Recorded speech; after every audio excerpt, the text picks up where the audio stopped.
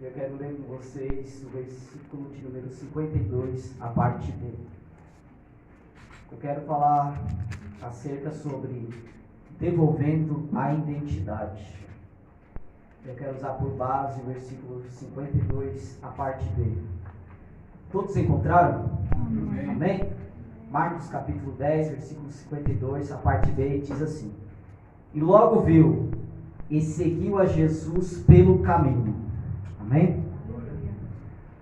Meus irmãos, quando nós observamos os evangelhos, cada um tinha uma proposta a entregar. E é interessante que quando a gente olha para o Mateus, quando ele escreve o seu evangelho, é interessante que ele apresenta Jesus de uma forma. Ele apresenta Jesus como o rei dos judeus. E Mateus ele escreve justamente para os judeus. Quando a gente olha também para o Marcos ele vai escrever para a igreja que estava em Roma, aos romanos. E ele apresenta Jesus como um servo. Só que é interessante que Marcos, ao apresentar Jesus como um servo, ele apresenta Jesus como um servo, porém, um servo que vence, um servo vitorioso.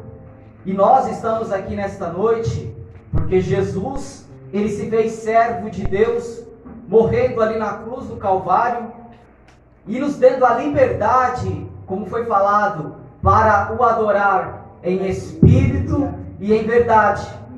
Bem certo também que Lucas, quando ele escreve, ele vai escrever aos gregos, e Lucas, ele apresenta Jesus como o Filho do Homem. E João, ele vai escrever essa epístola, e essa epístola é conhecida como uma epístola universal, esse evangelho universal, e ele apresenta Jesus como o Filho de Deus. Só que, dentro do Marcos, onde Deus me colocou essa palavra, é interessante que o Marcos, ao escrever aos Romanos, ele vai colocar Jesus em movimento. Quando a gente estuda esse evangelho, a gente vê que Jesus ele estava ali, logo ele estava aqui, logo ele estava ali. Porque os romanos eles não gostavam de uma leitura parada. Então, ele conhecendo o público e inspirado pelo Espírito Santo, ele coloca Jesus em movimento. Só que como eu quero falar sobre identidade, vale a pena a gente olhar um pouco mais para trás, que a gente vai ver que desde o primeiro homem, chamado Adão, quando Adão ele peca, ele perde a sua identidade. Observe que Deus tinha falado, no capítulo 1 de Gênesis, ele disse: façamos o homem a nossa imagem e nossa semelhança. Só que quando o homem peca, a gente vai ver no capítulo 5 de Gênesis, que o homem ele perdeu essa imagem e essa semelhança. E como que eu sei isso? Porque dentro da genealogia, a gente vê que quando ele gera o filho chamado Sete, está escrito: e gerou Sete segundo a sua imagem, conforme a sua semelhança.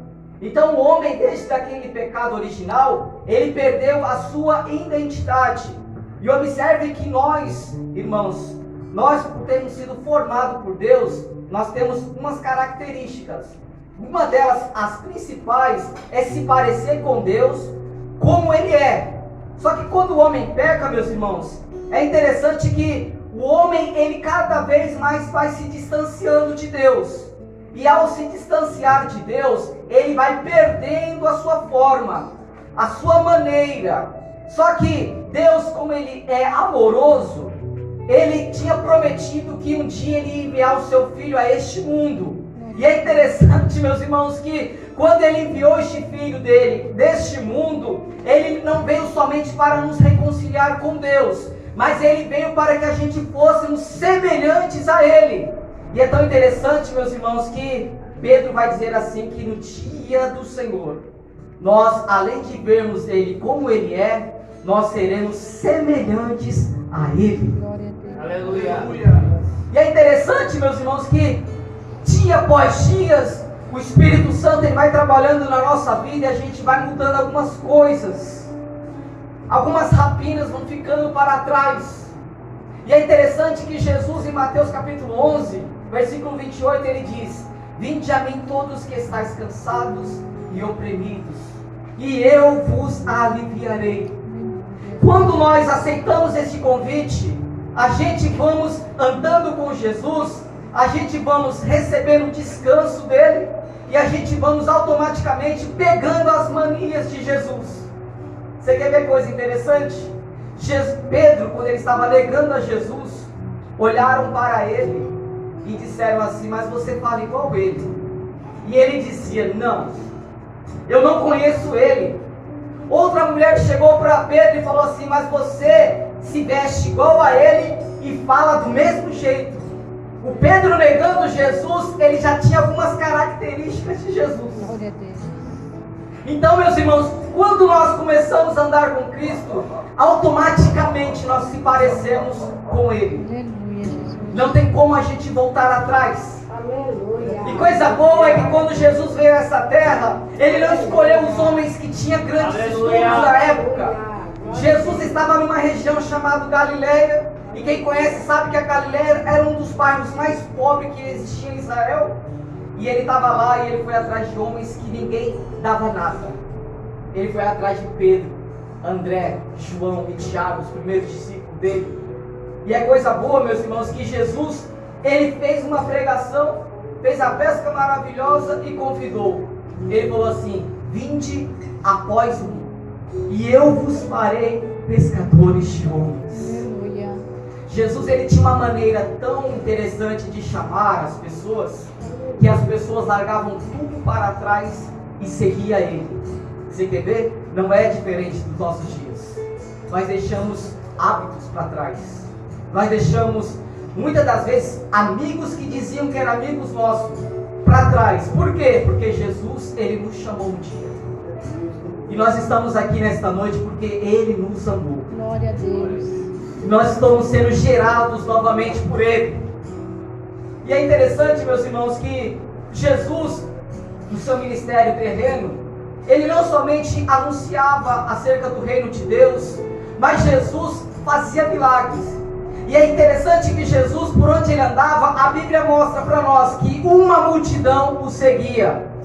O templo de Jerusalém na época estava vazio. Ali tinha sacerdotes, sumos sacerdotes, mas o povo não queria ir mais ao templo. Por quê? Porque Jesus, o templo em vivo, pessoa estava andando nas ruas. E a presença de Jesus era tão boa que a multidão seguia. Os discípulos seguiam ele, deixavam família, deixavam amigos para seguir Jesus. E é interessante que Jesus, num certo momento, Jesus pregando, e Jesus tinha 3 discípulos. Jesus tinha os 12 apóstolos, Jesus tinha os 70 discípulos, os condiscípulos, e Jesus tinha também os discípulos mais distantes, os 500. Só que Jesus, num certo momento, pregando, e ali ele, no calor da emoção, Jesus ali, ele pegou e repreendeu um certo bocado de gente, e as pessoas começaram a se distanciar de Jesus. Aí Jesus olhou para os apóstolos e disse: vocês também não querem ir, não? Só que é interessante que eles falou assim: para onde nós iremos? Se somente o Senhor tem a palavra da vida. Glória a Deus. Eles tiveram a oportunidade que talvez eu e você queria, de andar com Ele, de comer com Ele, de falar com Ele. O João foi um discípulo que se aproximou tanto de Jesus, que ele reclinava a cabeça no peito de Jesus, e ele ouvia os batimentos cardíacos de Jesus. E quantos crentes, meus irmãos, que deixaram a intimidade com Deus, que não querem mais vir à igreja, mas dizem que são cristãos ainda.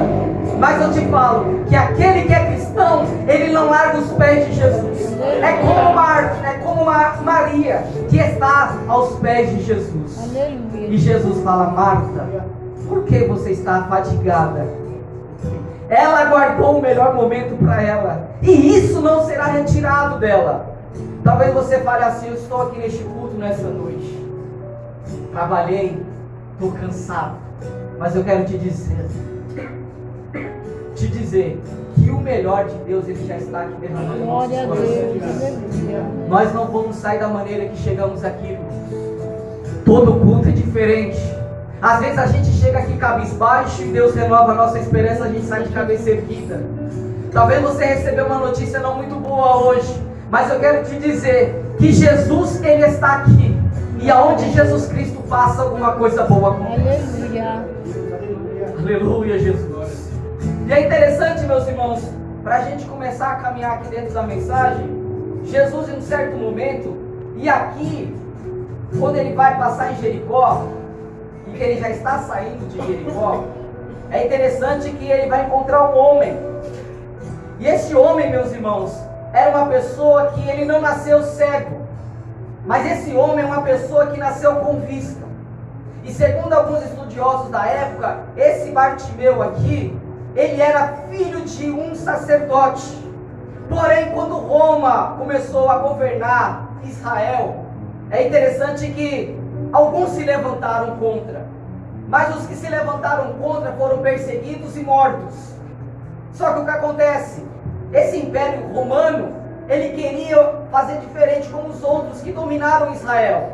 Eles falaram: vocês podem voltar a cultuar aos seus deuses, o seu Deus, nós não destruiremos o templo, mas vocês vão ter que pagar imposto para nós. Alguns dizem que eles pagavam mais de 60%. Então tudo aquilo que eles colhiam, eles tinham que pagar 60% para Roma. Então, nesse período, eles viviam praticamente escravizados. Só que é interessante que Jesus nasceu nessa época. E quando Jesus ele nasce nessa época, Jesus vai socorrer muitas pessoas. Dentro deles, o Bartimeu. E o Bartimeu, alguns dizem, meus irmãos, que ele foi cegado. Furaram seus olhos. E com isso, ele foi largado na rua.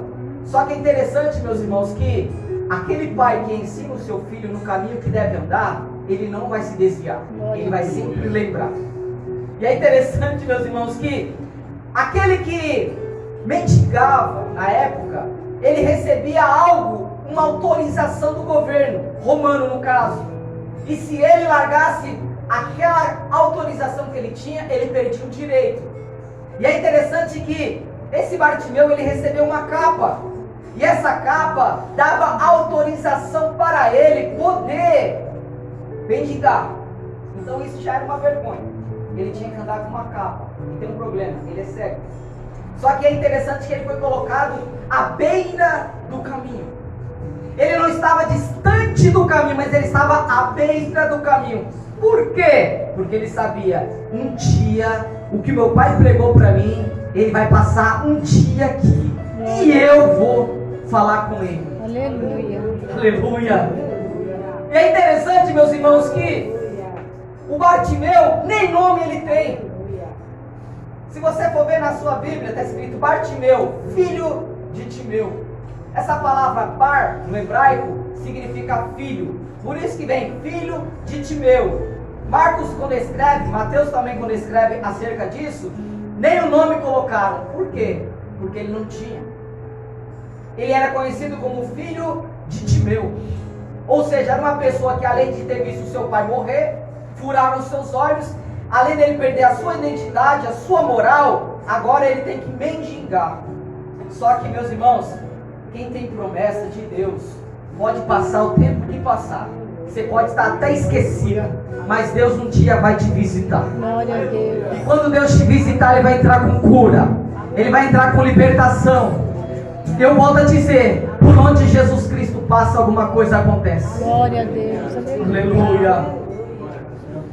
E é interessante que esse Bartimeu, ele ficava ali mendigando. E de repente a Bíblia vai dizer que vinha uma multidão. E essa multidão não era uma multidão qualquer. Essa multidão estava seguindo alguém que poderia resolver o seu problema. Jesus.